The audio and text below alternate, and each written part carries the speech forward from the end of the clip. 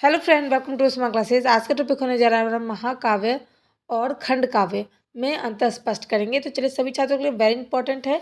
तो देखेंगे, महाकाव्य एक विस्तृत, गंभीर और गौरवपूर्ण काव्य होता है। यानी कि जो महाकाव्य होता है वो विस्तृत, यानी कि कोई ना कोई विस्तृत चीज़ पर, गंभीर चीज़ों पर जो है वो बनी होती है और गौरवपूर्ण होती है। और जबकि खंड काव्य जो है किसी विशेष घटना, यानी कि जो खंड काव्य में जो लिखी होती है वो किसी विशेष घटना या फिर प्रसंग पर केंद्रित होती है, यानी कि कोई ना कोई घटना पर आधारित होती है। उसके बाद हम देखेंगे विषय वस्तु। विषय वस्तु में क्या होता है कि महाकाव्य में वीरता, देवता, उसके बाद या फिर ऐतिहासिक घटनाएं होती है, यानी कि उसमें लिखी होती है कि किसी वीर पुरुष के बारे में लिखा होता है, देवी देवता के बारे में भी होता है, फिर कोई ऐतिहासिक घटना पर लिखी होती है। दूसरी तरफ खंड काव्य जो है किसी विशेष कथा को संक्षिप्त वर्णन करता है, यानी कि कोई विशेष जो कथाएं हैं, जो कहानी है, उसको संक्षिप्त में वर्णन करना। संक्षिप्त मतलब छोटा करके संक्षिप्त में वर्णन वर्णन करना ही खंड काव्य है। महाकाव्य में देवी देवता, वीर पुरुष, ऐतिहासिक घटनाएं आदि का जो है वो लिखी होती है। देखेंगे 3 नंबर, आकार। आकार में क्या होता है कि महाकाव्य बहुत विस्तृत होती है और जबकि खंड काव्य छोटी होती है। महाकाव्य में बड़े बड़े लाइन्स होते हैं, बड़े बड़े जो है टॉपिक होते हैं, बड़ी बड़ी सी पेज होते हैं, जैसे 10 पेज 20 पेज। और खंड काव्य जो है वो छोटी होती है, संक्षिप्त में इसका वर्णन किया रहता है। कहानी हो, कविता हो, इसको संक्षिप्त में कोई चीज़ों के बारे में बताया जाता है, संक्षिप्त में। अब हम देखेंगे प्रकरण। तो इसमें क्या होता है कि महाकाव्य में कई प्रकरण होते हैं, कई प्रकार के प्रकरण होते हैं, जबकि खंड काव्य में एक ही घटना को दर्शाता है।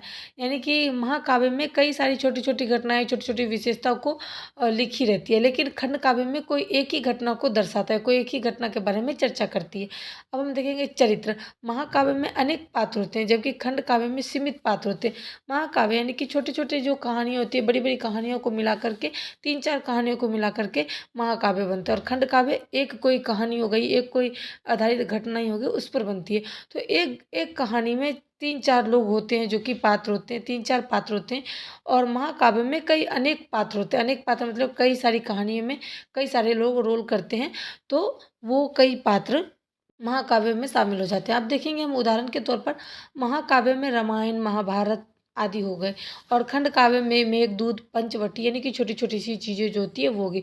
अब महाभारत, रामायण, ये सब जो है महाकाव्य कितने कितने पेजों में ग्रंथ टाइप लगता है, पढ़ने में भी कई सारी पेजें होती हैं, तो ये बड़ी होती है। खंड काव्य छोटी छोटी, जैसे पंचवटी कोई बुक हो गई, कोई मेघदूत है, तो ये सब कहावत है, कहानियाँ हैं, छोटी छोटी घटनाएं हैं जो कि दिखाया जाता है। अब हम देखेंगे गुण और धर्म।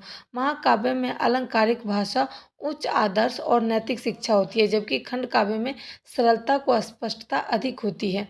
मतलब अलंकारिक यानी आभूषण जैसे होते हैं, वैसे अलंकारिक भाषाएं होती हैं, यानी कि गहने जैसे भाषा के जो शब्द होते हैं वो सजे सजे से होते हैं। नैतिक यानी कि अच्छा जो होती है, अच्छी जो शिक्षाएं होती है, हमें अच्छे काम के लिए जो प्रेरित किया जाता है, आदर्श शिक्षा जो होती है, वो महाकाव्य में आते हैं। और खंड काव्य में उसी चीज़ को सरल रूप से समझाने का और स्पष्ट रूप से अधिक हमें जानकारी देने का जो कार्य करती है वो हमारा खंड काव्य है।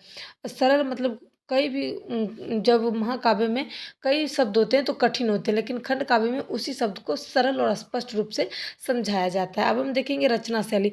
महाकाव्य में दीर्घकालीन अध्ययन और चिंतन में लिखा जाता है। महाकाव्य में जो है वो दीर्घकालीन यानी कि बहुत समय पहले का जो अध्ययन है, जो चिंतन जो किया जाता था वो लिखा रहता है, जबकि खंड काव्य में तुलनात्मक रूप से शीघ्र रचित होती है।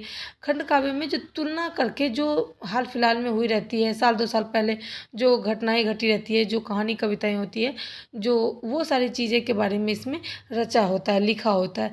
प्रभाव देखेंगे, महाकाव्य समाज में दीर्घकालीन प्रभाव डालती है, जबकि खंड काव्य विशेष प्रसंगों तक सीमित रह सकता है। आप देखेंगे महाकाव्य जो है वो समाज पर दीर्घकालीन मतलब जो दीर्घकालीन, तो महाकाव्य में जैसे रामायण हो गया, महाभारत हो गया, तो ये वर्षों वर्षों तक हम अपने बच्चे को सुनाएंगे, हमारे बच्चे अपने बच्चे को सुनाएंगे, अपने बच्चे अपने बच्चे को सुनाएंगे, तो ये दीर्घकालीन तक प्रभाव डालेगी। लेकिन खंड काव्य क्या है कि इस साल मैंने लिखा है तो 2-4-10 वर्षों तक ही ज़्यादा अपना प्रसंग जो है वो दिखाएगी, अपनी विशेषताएं जो है दिखाएगी, उसे हम खंड काव्य कहेंगे। अब हम देखेंगे महत्व। दोनों का साहित्य में महत्वपूर्ण स्थान है, यानी कि महाकाव्य और खंड काव्य दोनों को साहित्य में बहुत ही ज़्यादा महत्वपूर्ण स्थान दिया गया है, परंतु महाकाव्य जो है वो अधिक व्यापक प्रभाव रखता है। यानी कि महाकाव्य जो है रामायण, महाभारत, कई सारी चीज़ें जो हैं ग्रंथ आदि जो होते हैं वो सालों वर्षों के वर्षों तक प्रभाव डालने का काम करती है, इसलिए उसका ज़्यादा ही स्थान है महाकाव्य का।